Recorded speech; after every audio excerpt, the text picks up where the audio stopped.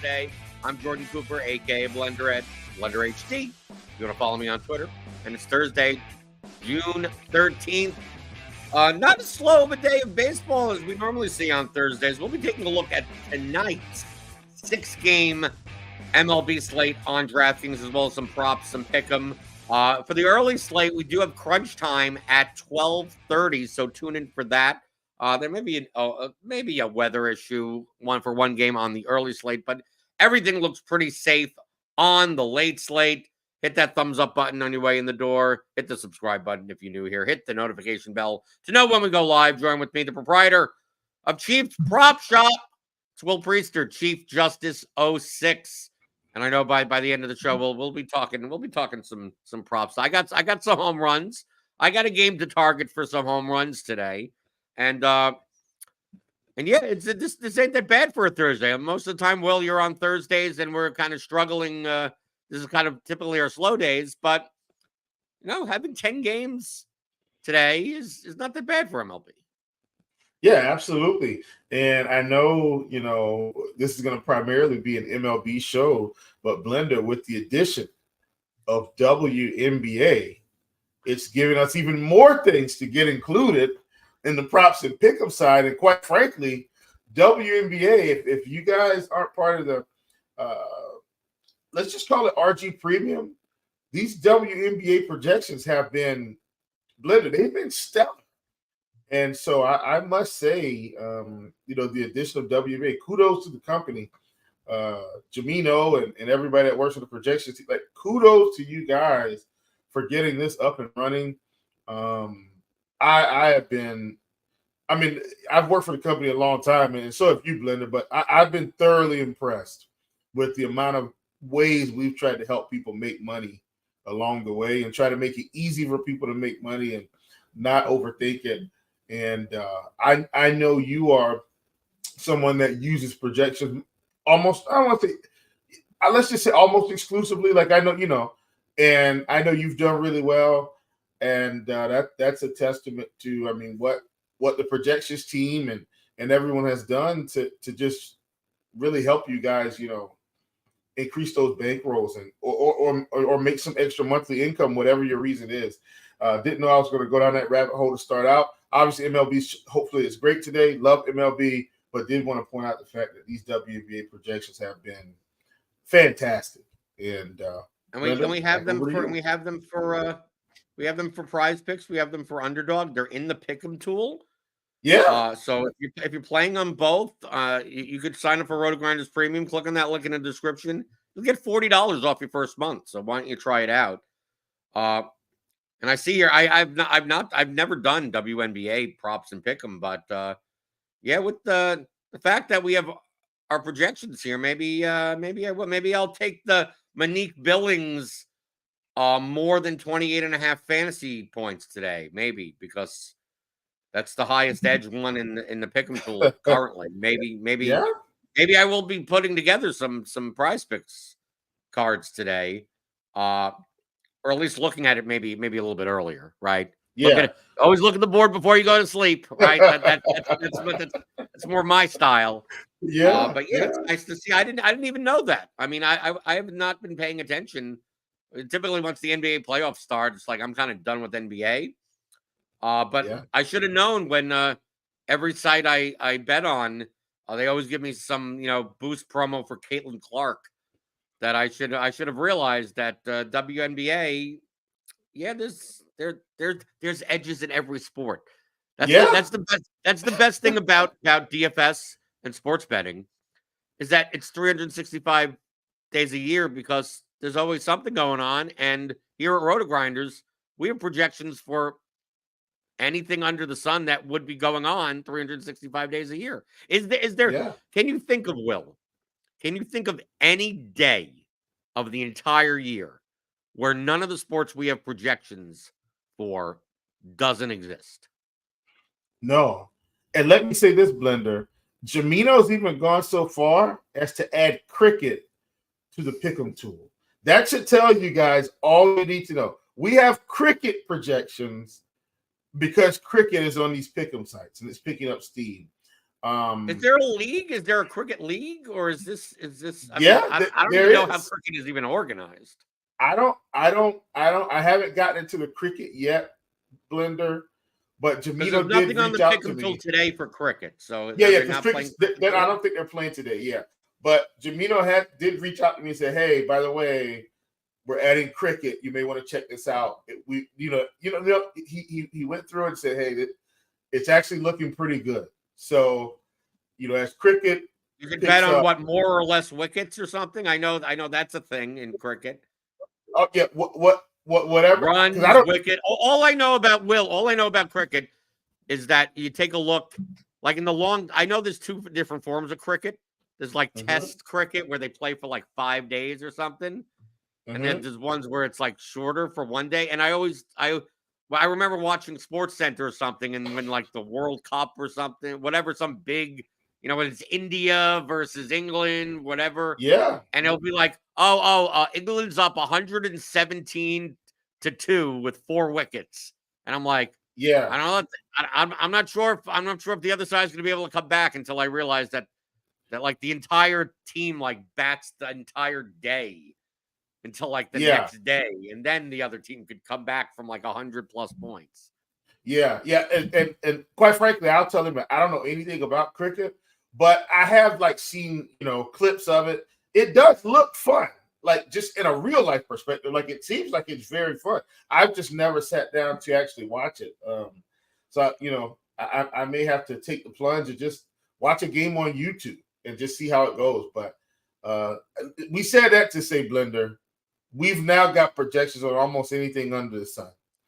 And listen, folks, I mean, I just kudos to the projections team. Kudos to RotoGrinders for continually pushing the envelope. And I'm really thankful for this company. All right. That's my I don't know my how much soapbox. of the envelope we're going to be pushing today when it comes to pitching on this 6-game slate.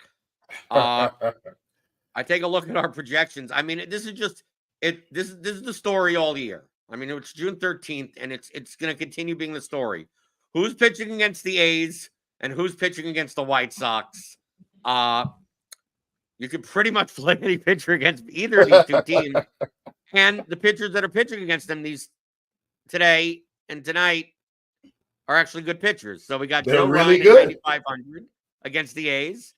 Luis Castillo. I mean, his strikeout totals have been a little bit down, but I mean, his strikeout prop is pretty high against the White Sox. And then we also have Seattle's a little bit better of a team, but they do strike out a ton. Garrett Crochet, this total in this Seattle this Mariners White Sox game has a 6.5 total, which is really low for a baseball game.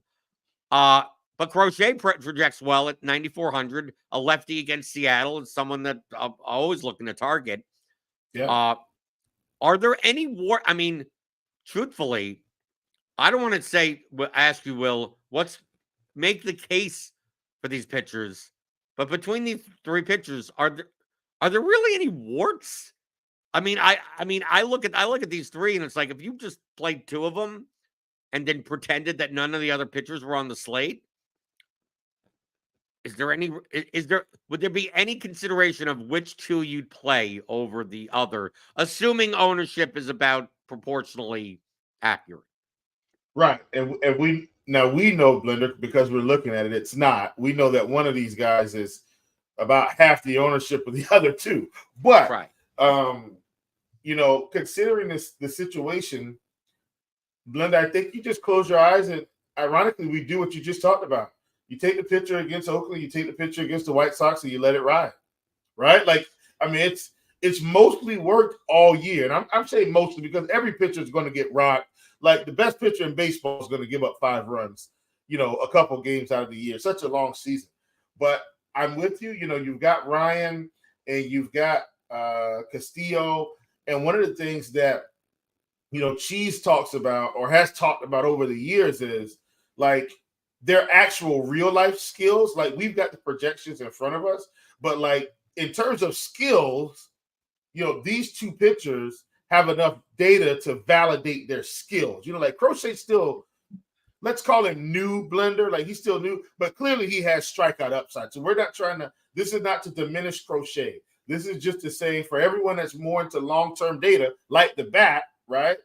Joe Ryan and Luis Castillo have proven long-term skills over the past few years. And so I think for me, I think Ryan has more upside than Castillo today. And I honestly think Crochet has more upside than Castillo. But I think this discounted price on Castillo puts him in my lineup because I'm going to want to get some bats. And that's where I think that's the great divider because their projections, Castillo has a better projection than Crochet today. And we're getting, almost $1,000 discount. But he's getting way more ownership. So I do like Castillo the most out of this group because of the price. And I think if I had to go up, I want to play Ryan, but I think I'd play Crochet because of the ownership discount. If that makes any sense, those would be my two. And depending on the bats that you play, I mean, outside of maybe one, maybe two teams, bats should be affordable. Stacks should be affordable enough on today's slate that playing two of these guys shouldn't be an issue. I mean, we're not talking about 10K pitchers. But yeah, you're right. SimLabs has Crochet as the most under-owned pitcher on the slate. But that's based on the fact of Joe Ryan and Luis Castillo both being around 45% owned and Crochet being 20 to 25% owned. I think the gap will be a little bit smaller than that. I think it'll be more likely. I think Joe Ryan will be like 45 to 50. Castillo will be 35 to 40. And Crochet will be like 25 to 30. So feel free to move those around depending on the bats that you're playing. But there's no I think there's maybe 3 or 4 teams that, from a stack perspective, that stand out amongst all the 12 teams on the slate. Yeah. And that's enough. There's enough wiggle room there. It's not like we have a Coors game. It's not like we have something that completely stands out. We had the Yankees yesterday, stuff like that. That I think you could play 2 of these 3 pitchers and still be fine from an ownership perspective, as long as you're not you're not also playing the stack with the biggest value with the 24% owned second baseman. Then you start getting into trouble. But I mean, there's enough options that you don't have to do that. So I know on this show, we always put pitchers in buckets, right? The first bucket, the second bucket, the third bucket.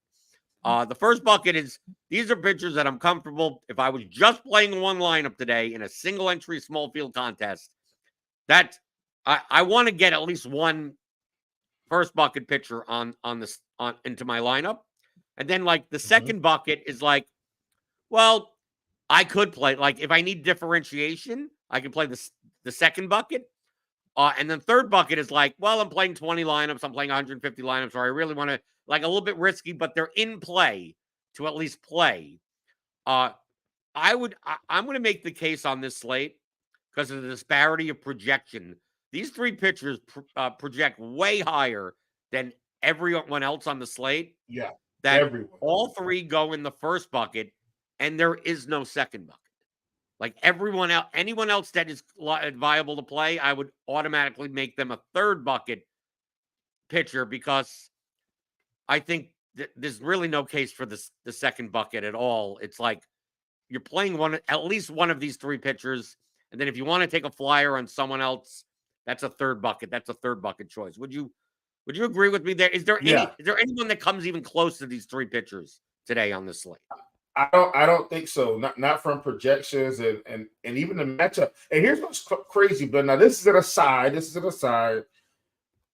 2 or 3 years ago, Aaron Nola would have been in this bucket, but his strikeouts have come way down, so he just can't be in the bucket. But at 9K, if this was 2 or 3 years ago, Aaron Nola would have been the highest priced pitcher. That's life comes at you fast. His strikeout stuff has come down a lot this season. And this started about a season or 2 ago, believe it or not, just in terms of him getting knocked around a lot more than he should. And now it just seems that he doesn't have the same upside. He can still eat through innings, Blender, which is fantastic. But he might go 8 innings, as example, to have 6 strikeouts, which is still good for fantasy scoring. But it's just his projections totals have really come down this season. Like, he's the guy that used to be DraftKings scoring, Blender. He'd be projected between 19 and 22 most games. And now, as you can see, I mean, today he's projected for 15. And I mean, he's been hovering 15, 17 most of the year now. Like, that's a testament to his skills and how they've, I guess, changed a little bit here over the past couple of seasons. Sorry, didn't mean to go down that rabbit hole. Ryan Crochet, I mean, Nola, I would still consider a third bucket pitcher because absolutely, you can pitch 100 pitches, but obviously playing in Fenway and also today, I mean, it's a lot of good hitting weather. Like, if you look at the weather report by Roth, it's like a lot of games are like winds out to left, winds out 10 miles an hour. It's hot here. It's whatever. With Nolan not having like as high of a strikeout upside as he used to have, I mean, Boston's a good matchup for strikeouts, but I don't feel like this is the slate where I'm targeting pitchers in Fenway Park. Like, I know Tanner Houck also has a decent projection against Philly in the same game, but like, these guys are priced the same as Ryan Castillo and Crochet. It's like, this would be a much different decision if Ryan was 10-8 and Crochet was 10K and Castillo was like 9,700. And it's like, okay, now getting someone a little bit lower is more, there's more value in it. I just can't see myself playing Nola or Hawk over Ryan Castillo and Crochet. Like, in and of themselves. Right. And then another guy that's similar to that, who's cheaper at 8K, is Luis Severino. And can he pitch 100 pitches? Yes. He's facing the Marlins. Good matchup. Yeah. Not sure if I can trust Luis Severino though. Right? Yeah. Like, to me, that would be the high upside type of risk. You're going to get him at much lower ownership. I think Brandon Pfaadt is kind of in that category also. Pfaadt and Severino are two guys that dude, I've been taking Pfaadt unders since he's been in the league, and the bat still says under, and I've been profitable, even though sometimes he strikes out 8 or 9 or whatever, or he doesn't walk the world like a lot of times he walks the world. I don't mind Pfaadt or Severino, but I'm gonna at least, if I'm gonna play one of these two guys, they're in the third bucket, and I'm pairing them with Ryan Castillo or Crochet. Absolutely. That's my read on Pfaadt today at 7,400. Like, if you've just got to have that extra bat, then pairing him with one of these expensive guys, I think is reasonable, because he is, to me, he probably is the best value out of that third bucket. Right. Value. Like, you get, yeah. Yeah, so at 7,400, I like him. But here's the deal. He's also has the most ownership out of that third bucket. I mean, we've got it projected early on at 21%. Maybe I think that'll be lower. I think that'll be lower. And that's what I was going to say. I don't think Nola. I think a lot of this, like Nola and Hawk, will be closer to like 8%. I think, like, I like Severino. I think Severino and Pfaadt will both be in like around 12 to 15. I think there'll be more. I mean, I think it's much more likely that Ryan ends up being like 58% owned, right? Rather than like 46. Especially in high stakes, small field. Right. I can assure you, Ryan's, and I know we're talking large field here, but Ryan's going to be probably 60 plus in those, I think. Yeah. And that'll take it, and that the ownership will come mostly out of Pfaadt, Severino, Hawk, and Nola, rather than Castillo or Crochet, because people are going to be playing those guys also. There's going to be a lot of lineup. I would say it's quite possible in the small field contest that 80% of the lineups contain 2 out of those 3 pitchers. Like, it's someone playing Ryan Crochet, Ryan Castillo, or Castillo Crochet, rather than it go to like Pfaadt, Severino, Tanner Houck, and Aaron Nola. And here's the thing, Blender. On this slate against these teams, any pitcher can get knocked around. That's probably the right decision to have a combination of one of those three. I mean, even the projections are saying, hey, one of these three or a combination of these three is probably what you need to be successful today. Right, because once you don't play one of those three pitchers, your lineup projection drops by 5 to 6 points. Like even if you play the chalk bats. So if you're going to stay away from some of the chalk bats, your projection is going to be 10 plus point, which is still fine. But just understand that you're playing a much riskier lineup. And talking about stacks, we're going to go to our tiers like we do now. Here in the morning, we got 12 teams. We got to place them on the tiers A, B, C, D, and F. And since we don't have like a time constraint, right? Since we don't have to fill an hour and 15 minutes, we don't do the funny tiers and everything like that here in the morning. If you're used to it on Grinders Live, which will be later today at 5 o'clock Eastern. Understand that when we do the tiers, ownership is a cost also. So this is all adjusted for ownership, and this is for stacks. So you're playing 5 guys from a team on DraftKings. So there may be some teams where, can you play Julio Rodriguez against Garrett Crochet? It's like, sure. I mean, there's nothing wrong with that. But maybe the stack of the Mariners is not going to rank very, very highly. So let's start with the highest projected teams. The one on the slate that is the highest raw point projection, but they're expensive. I'm not sure if you're going to be able to stack. Their ownership may be, they'll be owned. They'll be high. Actually, they'll be high owned, but they may not be the most owned team on the slate because it's tough to stack all their best players. But the Dodgers, obviously, against Michael Lorenzen, if you try to play the Dodgers like with Betts and Ohtani and Freeman, like you're gonna have to play a Brandon Pfaadt. I mean, you're probably playing a Castillo Pfaadt lineup. You're going down. You probably can't play for 2 9K pitchers. I'm not sure if that's the move today, but from an upside perspective, I mean, the Dodgers, are at least the B tier. I mean, unless you think they're going to be even less owned. If you think they're going to be even less owned because of their price, I'll move them up to the A tier. But my natural inclination is just put them on the B because I really think the pitching projection is just so much higher on those 3 pitchers that I would prioritize playing those pitchers rather than play the Dodgers. No doubt about it. I mean, no doubt about it. This would be, let's see. I'm trying to think. Because we're getting close to football, Blender. I'm trying to think of a football analogy here. And one of the things that I think about is when a quarterback's facing a team like old school Tampa Bay Buccaneers, old school, not this year, but I'm saying 2 or 3 years ago.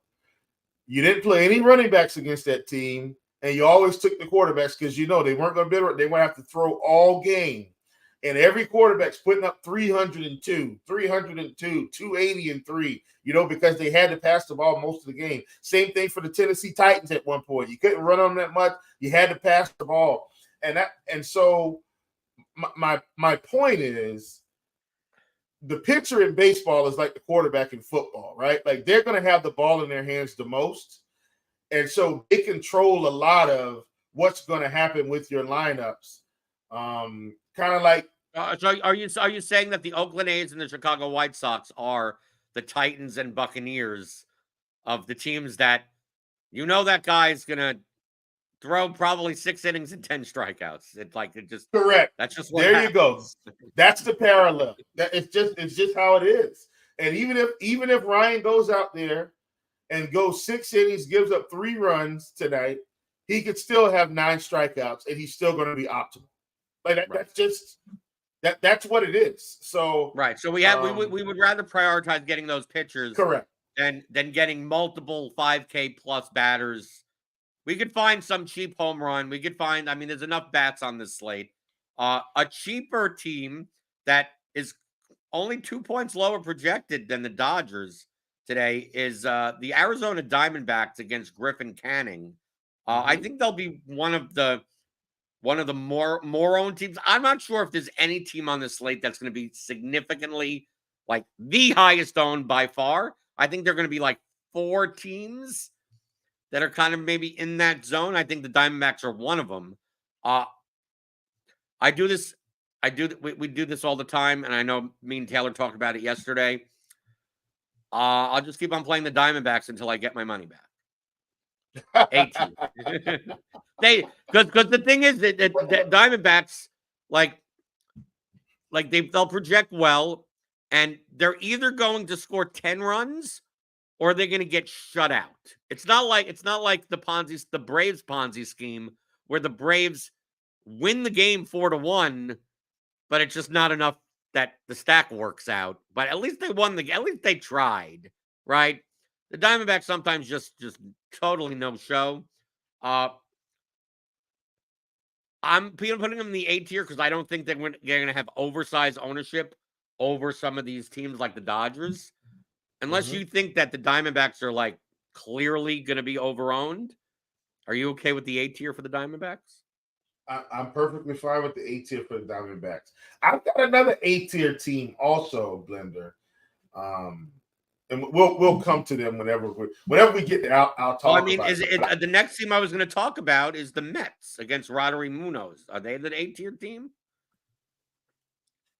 I don't know. Right now, we're seeing some fairly high ownership on like Lindor, Alonso, Nemo. They're a lot higher than I thought they would be today. So I'm with you. It looks like we're headed towards the B tier, and that's where I would put them. I mean, the cost of doing business on them today, man. I mean, it's up there. Right. I mean, they're almost as expensive as the Dodgers if you play their main players, but they have guys in the bottom of the order that you could just put one guy in and you're good. I mean, depending on the lineup that they trot out. I put the Mets are similar to the Diamondbacks. Really, I could swap these two teams, the Mets and the Diamondbacks, depending on who you think is going to be more. Whoever is less owned between these two teams is the A-tier team. Like, that's kind of how I see it. Personally, I think it's Arizona. Two things work in our favor for Arizona. I think Griffin Canning, while people don't think he's elite or good, I think he has way more name value than Roderick Munoz, and they're playing later in the night.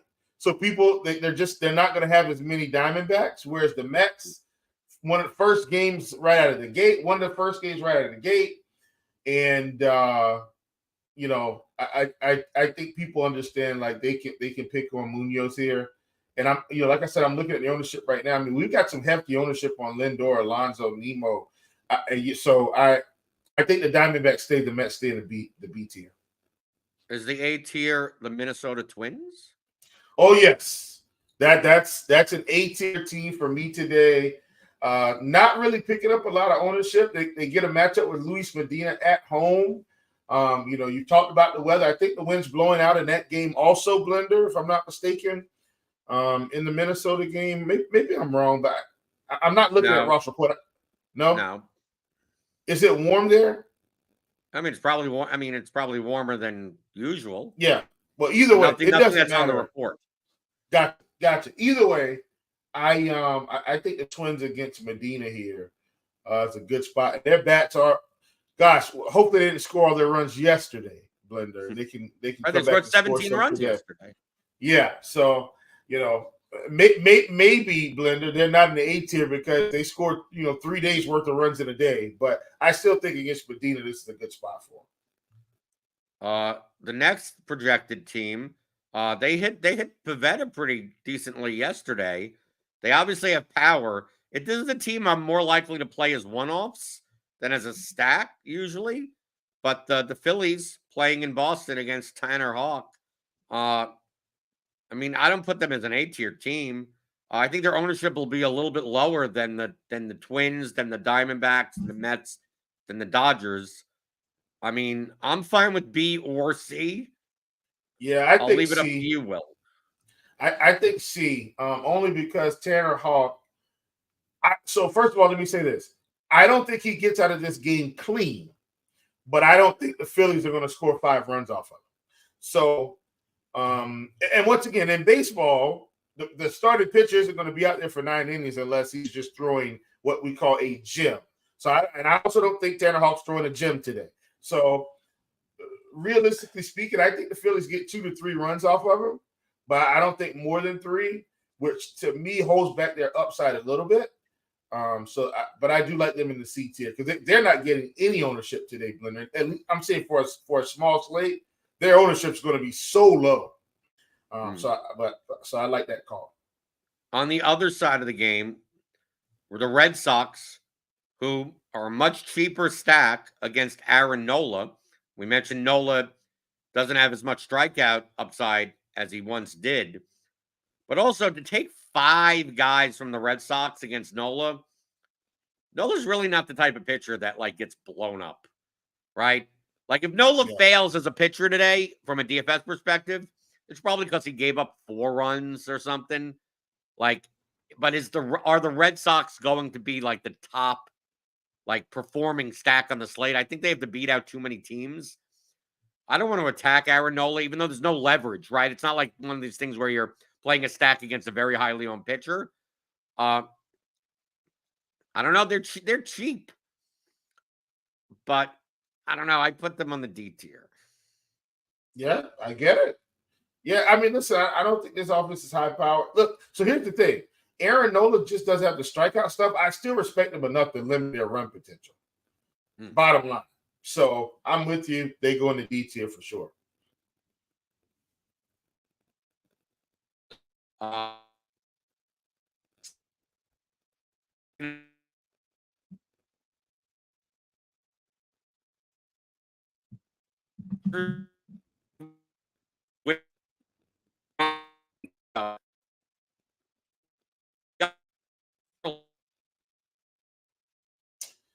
So hey everybody, looks like Blender's having a couple tech issues, no problem.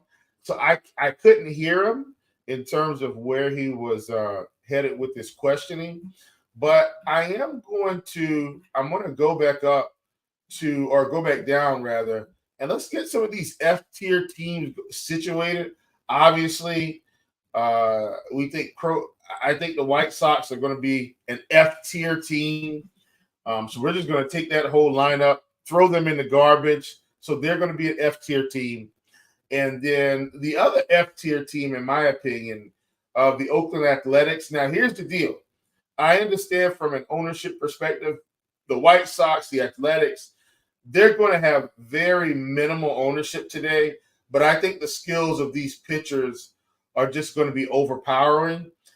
Seattle, I'm going to do the same thing. Seattle's going in the F tier for me. I just don't want to pick on these pitchers. I do think, once again, that Crochet, while he's young, I do think his strikeout stuff is real. We've seen the Seattle Mariners just strike out so much. And when you look at them on Plate IQ just today, so Crochet has a 34% K rate overall, 42% to lefties. He is a lefty pitcher, 32% to righties. And I mean, this team against left-handed pitching this season, 26.9% K rate overall. And our good friend, BlenderHD, is back. Blender, back over to you. Yeah, I mean, but it rarely happens. But you're the one where the internet goes to back on your side. Typically, I'm with you. It's like Bill's frozen. Rarely happens. No. Here's the thing. Here's what happened, Blender. So let me say this. I have to remember to turn on my mobile hotspot because I can't depend on Spectrum cable you have the same internet I have. So you have Spectrum also. We both have garbage internet. Yeah, to carry me all the way through a show. So what ends up happening is I'm working. I'm like, okay, it's showtime. I log in. I'm talking to everyone. The show starts. And I don't think about the fact that I haven't turned on my mobile hotspot, which is with my phone service, Verizon.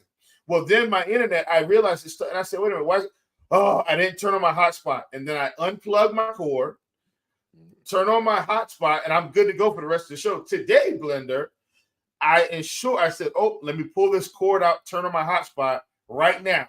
And I said, I won't have any problems today. And thus, as you can see, we've been, technical problems free.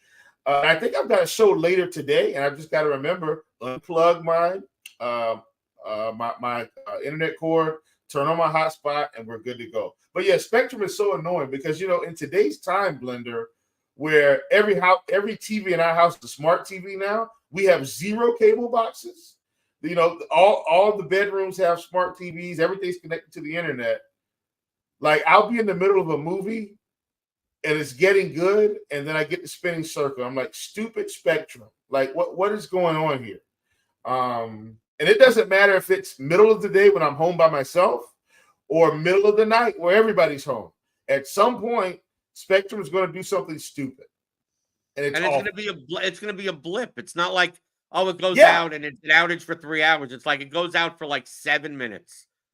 Yeah. And then comes back and there's nothing. Blender, okay. or 30 seconds. Right. Like, so it got so bad, Blender. Like, so just when I'm in my office right now, and I know you guys can see it, I'm in my office.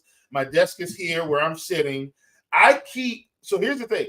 I keep my router right in front of me, like at where it's plugged in. I've got it up and turned so I can see the red and blue light, so I know when the internet goes down. Because I'll be in here working, typing an article, about to record a video, do some short content, and I'm like, wait a minute, why isn't this light? And I look up, and I'm like, the stupid internet's out again.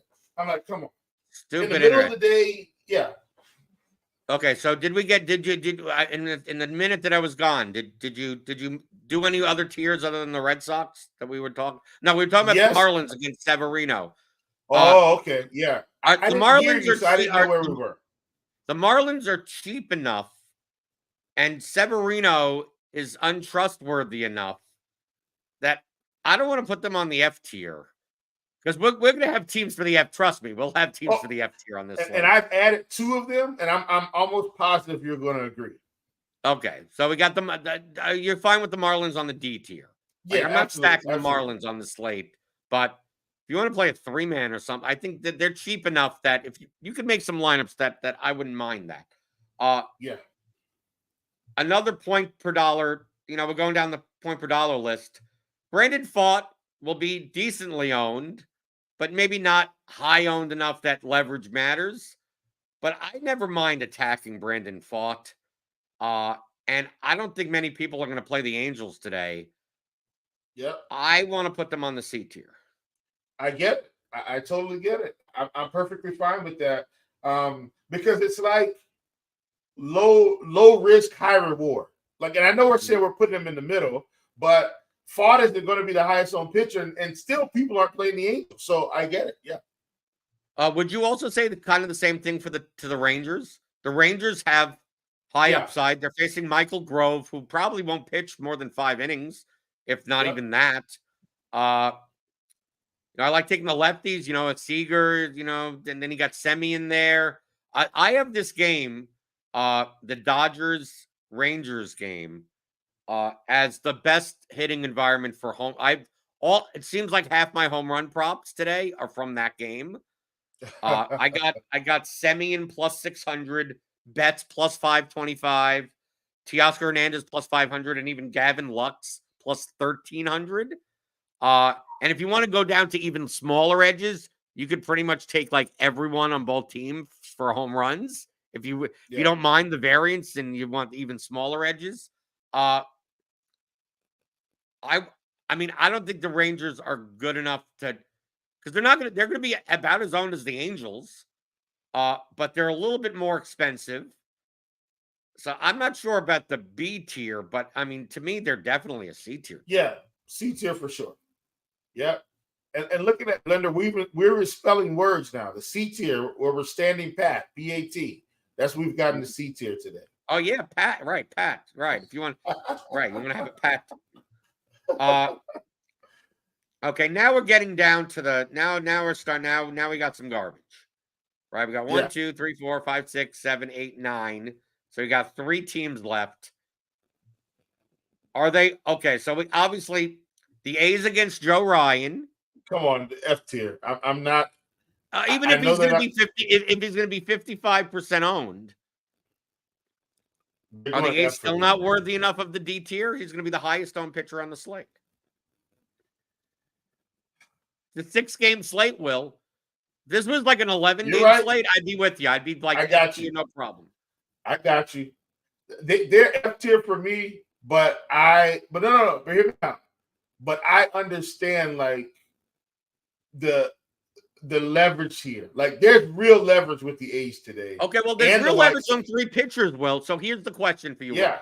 We're gonna Yeah. put 2 out of these 3 teams on the F tier. So let's move the White Sox there also, and let's move the Mariners to the F tier, right?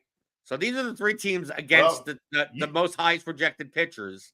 If you had a choice to stack against one of these pitchers at their ownership, because remember, Crochet will probably be like 25, 30% owned. Right. Castillo will be 35 to 40% owned, and Ryan will be like 45 to 50% owned. So based on that, because obviously if we don't go by ownership, I would say that the Seattle Mariners are the D tier team against Crochet. Correct. But he's also the least amount of leverage you get out of the 3 pitchers. Exactly. So which one of these 3 teams would you rather? Is the highest upside on the slate in combination? Like you get the most leverage with the A's. You get the better team with the Mariners. But I've seen Luis Castillo come out and pitch 1 2/3 innings and give up 8 runs before. That I almost want to put the Sox on the D tier. So listen, that's exactly what I was going to say, Blender. And I don't like the Sox, but as much as we've talked about Aaron Nola, let me say this: the reason Castillo is in my opinion, in our A bucket is he's 8,500. If Castillo was 10K today, he would not be in my A bucket. He'd be in the B bucket because here's the thing. We talked about Nola and his strikeout struggles. Castillo's in the same boat. He's at a 24% K rate this season. Last year, he was at 27, Blender. And also last year, he was more balanced. He was 27 across the board. This year, he's 30% to righties, 18% to lefties. Now, he's still not walking a lot of guys, but my point is his K rate has come down enough. And yeah, you say, well, 3%, okay, it's not crazy, but it's enough, especially when he's not striking out lefties over 20%. But and I know now we're getting a little bit more technical than the projections, because the projections still like him. Don't get me wrong. But I'm saying that to say I'm perfectly fine with the Sox in the detail. Okay, so these are our tiers for today. And Will, you're going to be on Crunch Time later tonight. I am. All right, once we have confirmed lineups and everything, because obviously we're running off of projected batting orders, and looking at the current bat projections, our SimLabs product here at RotoGrinders. You could feel free to run that closer to lock, right, when everything is confirmed. I'll get an updated weather report. Obviously, our starting lineups page, which is free. We got the early slate coming up. Crunch Time will be on at like 12:30 to talk about that. Before we get out of here, Will, I mentioned my home runs in the Dodgers Rangers game. Do you have 1 or 2? You're always on the pick'em streets. Do you have anything that's currently up on Prize Picks or Underdog that you got today? Let me check. Which I'm pretty sure. No, that one's gone. Right, it's a very tough question at close to noon, because like if you haven't gotten it by now, it's probably not really good to get. But trying to give a bone to our freebie watchers, right? The people that like the video and don't pay for RotoGrinders. You should be paying for RotoGrinders and getting these numbers either last night or this morning. Yeah, but maybe there's something up that's worthwhile to throw in. If someone's making a flex 5, they've already gotten 4. Like something that you could give them that looks good according to projections. And hey, it doesn't even have to be baseball. You got WNBA stuff? Feel free to spit it out. Right. Well, listen. Yeah, I got Talia Copper at 21.5 points. We're taking her under that number. And this one is for baseball, Blender. For baseball, we've got Michael Lorenzen at 24 fantasy points. We're taking less than that one. We got Lance Lynn at 26.5. We're taking more there. We've got let's see. I'm just trying to find the ones that are still up because some of them are.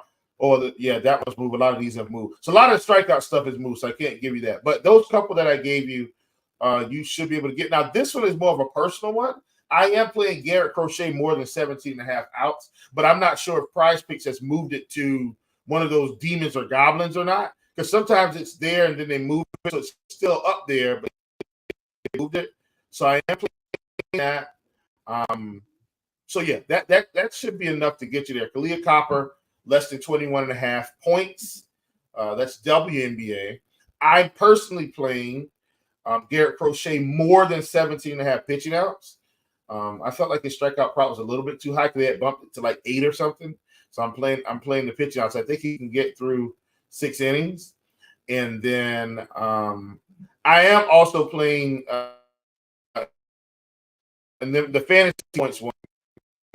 Not fantasy points. So I've got more than that projection. Then we've got Michael Lorenzen at 24 fantasy points. I have him less than that projection. Okay, you could get all of that stuff here at RotoGrinders. Sign up. Click on that link in the description. Get $40 off your first month. And yeah, so we'll have Crunch Time on for the early slate at 12:30 Eastern. Grinders Live, 5 o'clock Eastern for this slate, 6:20. Crunch Time. Roth will be on with the updated weather, breaking down the slates, props, pick 'em, everything. We got everything, right? We got NBA. We got probably one more game left, right? The Celtics will sweep. Yep.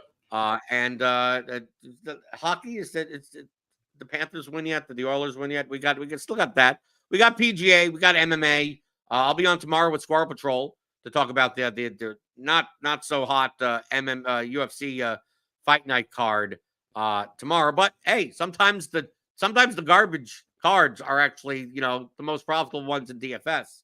So you can check that out tomorrow and hit that thumbs up button on your way out the door. You know how much I love the thummy thumbs, the thummy thumbs, the thummy thumbs, the thummy thumbs. Because I'm here for you every Monday through Friday, 11 o'clock Eastern, talking about all things you're thinking about in daily fantasy, props, and pick 'em on RotoGrinders Today.